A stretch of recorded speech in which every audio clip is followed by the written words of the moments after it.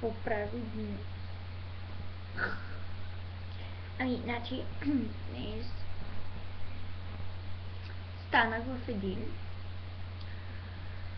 и стоях малко на компютъра, говорих си с Пълтеков и след това...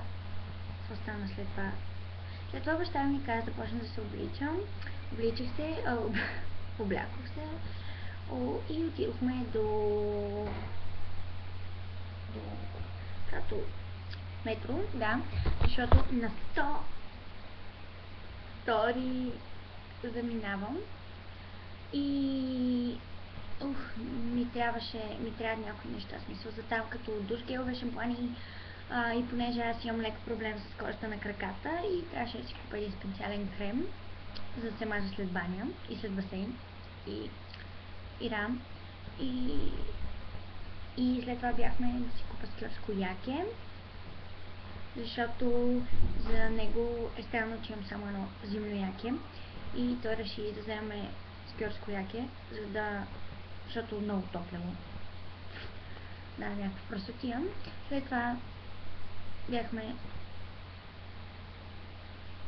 вкъщи. И сега сме вкъщи.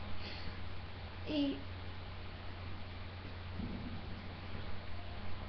да. Днес ще бъде много скучен ден, защото че е нова година.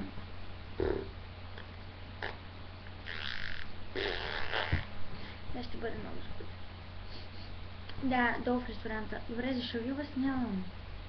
Скучно ми ще ви обяснявам.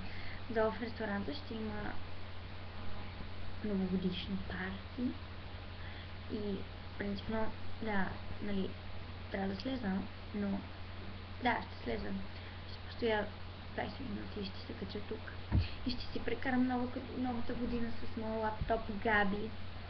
Габи, аз наистина те ценя. Тоест Габи е там, защото записвам от на сестра ми. Защото на Габи е обърната камерата наобратно. Знаете ли какво мисля? Трябва да направя страница за бабите. Фен страница.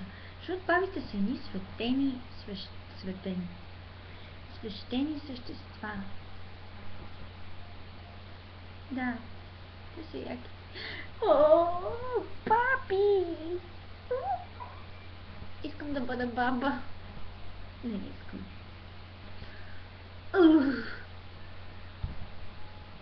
Бай! О, да си прекарате много готино новата година!